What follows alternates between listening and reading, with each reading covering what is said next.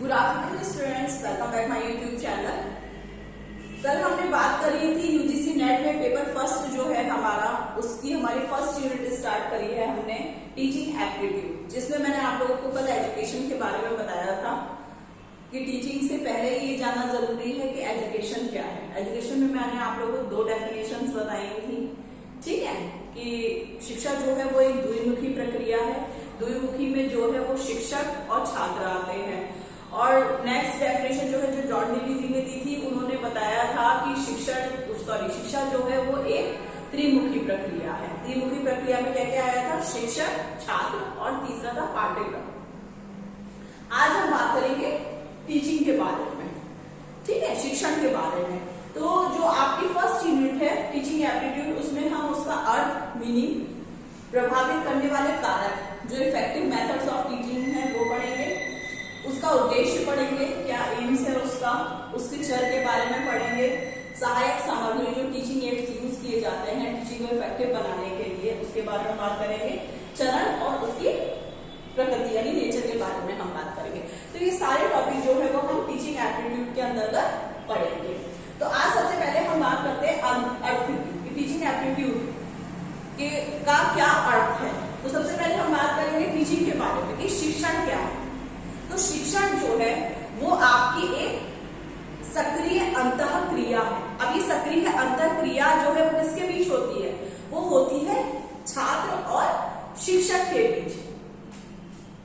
जो आपका शिक्षण है, जो आपकी टीचिंग प्रोसेस है,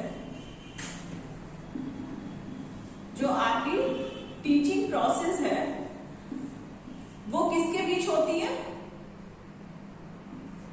वो होती है टीचर और स्टूडेंट के बीच में। इन दोनों के बीच में होती है टीचिंग प्रोसेस आपकी, ठीक है। अब जो टीचर है और स्टूडेंट है, इन दोनों के बीच जो है वो एक सक्रिय अंतःक्रिया होती है, और इस सक्रिय अंतःक्रिया को पूरा करने के लिए इनको एक निश्चित स्थान, ध्यान से सुनेगा, 3 चीजें चाहिए होती हैं। एक तो पहला है निश्चित स्थान, निश्चित समय और निश्चित उद्देश्य। टीचिंग प्रोसेस जो आपकी शिक्षण की प्रक्रिया है उसको पूरा करने के लिए 3 चीजों की आवश्यकता होती है। फर्स्ट है आपका निश्चित स्थान, सेकेंड है आपका निश्चित समय। क्या क्या हो गया? निश्चित स्थान यानी पर्टिकुलर आपकी कोई भी जगह होगी, पर्टिकुलर आपका कोई टाइम होगा जो फिक्स होगा, जगह भी आपकी फिक्स होगी और टाइम भी आपका फिक्स होगा। और थर्ड है आपका निश्चित उद्देश्य। आपका जो मोटिव है, जो आपका उद्देश्य है कि आखिर आप उस निश्चित स्थान पर निश्चित समय में बच्चों को क्या पढ़ाने वाले हैं, किस उद्देश्य से पढ़ाने वाले हैं, ये चीज जो है वो आपकी टीचिंग प्रोसेस में आती है। जब बच्चे स्कूल जाते हैं, फॉर एग्जांपल के लिए बच्चे स्कूल जाते हैं, तो स्कूल क्या हो गया? एक पर्टिकुलर प्लेस हो गया, निश्चित स्थान हो गया पढ़ने का। सेकेंड निश्चित समय, जब स्कूल का टाइमिंग होता है, कॉलेज का होता है, कोई टाइमिंग होता है ना, मान लीजिए 9 से 1 हो गया। अब तो सर्दी का टाइम है तो टाइमिंग बढ़ जाते हैं बच्चों के, तो 9 से 1 का टाइम हो गया, 9 से 2 का टाइम हो गया। तो निश्चित समय यानी पर्टिकुलर एक टाइम होता है जिस समय बच्चे स्कूल में जाके पढ़ते हैं। ऐसा नहीं कि कभी भी मन किया उठे और स्कूल चले गए पढ़ने के लिए, ठीक है। तो टीचिंग प्रोसेस में 3 चीजें बहुत ज्यादा मायने रखती हैं। नेक्स्ट है आपकी लास्ट निश्चित उद्देश्य, ठीक है। तो ये आपका एक मोटिव होता है, एक एम है जो आप वहां पे जाकर के पढ़ रहे हैं। आप क्लास नर्सरी से लेकर के आप 10th 12th तक पढ़ते हैं, तो इसमें क्या है? आपका एक मोटिव है कि आपको जाकर के एक ही क्लास करके आगे पढ़ना है अपनी लाइफ में, ठीक है। तो टीचिंग प्रोसेस जो है वो आपकी टीचर और स्टूडेंट्स के बीच में होती है, जिसमें 3 चीजें बहुत ज्यादा मायने रखती हैं। पहला है आपका निश्चित समय, निश्चित स्थान और निश्चित उद्देश्य। जब ये तीनों प्रोसेस जो है वो सक्सेसफुल हो पाएगी। ठीक है, अब हम बात करते हैं टीचिंग की डेफिनेशन के बारे में। अगर हम सिंपल वे में बोले कि आखिर व्हाट इज टीचिंग, टीचिंग क्या है, तो आप बोल सकते हैं कि किसी के द्वारा सिखाई गई बातें जो है वो शिक्षण कहलाता है।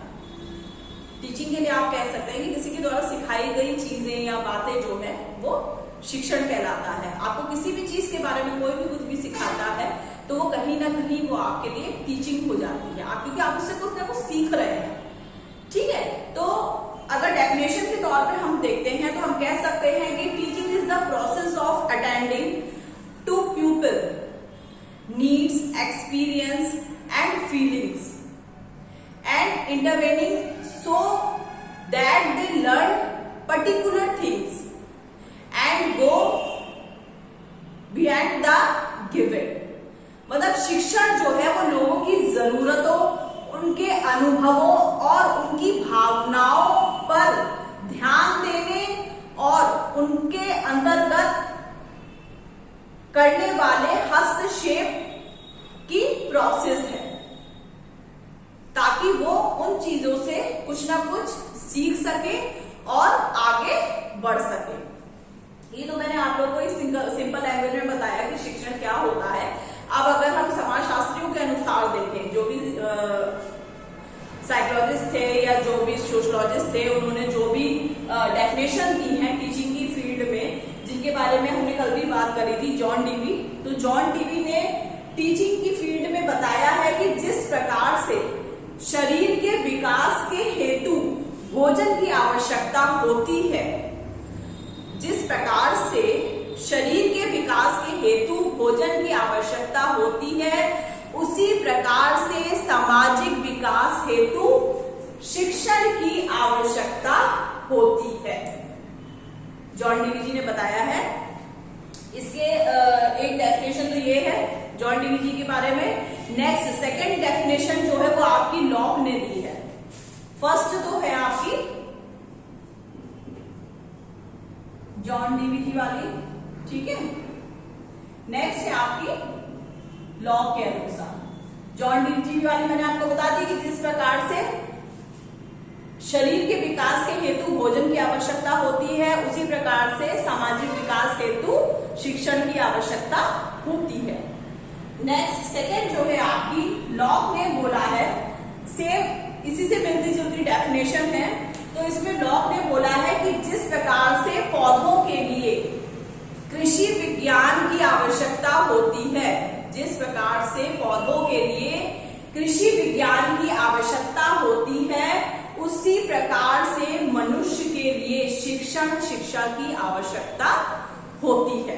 अब मैं आपको दोनों डेफिनेशन समझाती हूँ। जॉन डीवी जी वाली जो डेफिनेशन है उसमें उन्होंने बोला है कि शरीर के विकास हेतु यदि भोजन की आवश्यकता होगी, हमारे बॉडी को सक्षम और स्वस्थ बनाने के लिए जिस तरीके से हमें एक उत्तम डाइट की आवश्यकता पड़ती है, उसी प्रकार से मनुष्य के सामाजिक विकास के हेतु जो है वो शिक्षण की आवश्यकता होती है। अब लॉक ने बोला है, उन्होंने कहा है कि जिस प्रकार से पौधों के लिए कृषि शिक्षा की आवश्यकता होती है या कृषि विज्ञान की आवश्यकता होती है, उसी प्रकार से मनुष्य के विकास हेतु या मनुष्य के लिए शिक्षा की आवश्यकता होती है। लॉक के अनुसार उन्होंने कहा है कि अगर हमें पौधों को मान लीजिए हम अपने घर में कोई पौधा लगाते हैं और उस पौधे को हमें अच्छे से सींचना है, टाइम पे पानी डालना चाहिए, टाइम पे उसमें खाद डालनी चाहिए, सूरज की रोशनी में रखना चाहिए। तो अगर जिसको भी जो क्या कहते हैं कृषि विज्ञान के बारे में ज्यादा जानकारी होगी, वो उस प्रकार से उस फील्ड में जो कृषि की फील्ड है उस प्रकार से कोई पौधे की देखभाल करेगा। उसी प्रकार से मनुष्य के जो भी विकास है या उसकी आवश्यकता के हेतु जो है वो शिक्षा की आवश्यकता होती है। तो ये दोनों डेफिनेशन मैंने आपको बता दी। आज मैंने डिस्कस किया उसके अर्थ के बारे में कि मीनिंग क्या है और डेफिनेशंस क्या है। अर्थ में ही मीनिंग भी आ जाएगा, डेफिनेशंस भी आ जाएंगी शिक्षण के बारे में। तो इसमें मैंने आपको टीचिंग प्रोसेस के बारे में बता दिया है, उसकी डेफिनेशंस भी बता दी है। अगर आप लोग को किसी चीज को लेकर के कोई कंफ्यूजन हो तो आप लोग मेरे को कमेंट बॉक्स में कमेंट करके बता सकते हैं। और मेरे वीडियोस को लाइक करते रहिए, ज्यादा से ज्यादा शेयर करते रहिए। धीरे धीरे करके हम आगे और अपनी प्रोसेस जो है यूजीसी नेट की वो आगे बढ़ाते रहेंगे। नेक्स्ट स्टेप में हम बात करेंगे प्रभावित करने वाले कारक, यानी टीचिंग एप्टीट्यूड के जो भी प्रभावित करने वाले कारक होते हैं उसके बारे में। अभी मैंने आपको टीचिंग के बारे में बताया, यानी शिक्षण के बारे में। अभी मैंने पूरा आपको टॉपिक क्लियर नहीं किया है टीचिंग एप्टीट्यूड, तो ये टॉपिक मैं आपको कल क्लियर करूंगी और उसके साथ साथ मैं आपको उसके प्रभावित करने वाले कारक भी बताती रहूंगी। तो मिलते हैं हम अपने नेक्स्ट वीडियो में टीचिंग एप्टीट्यूड के कारक के बारे में। Thank you.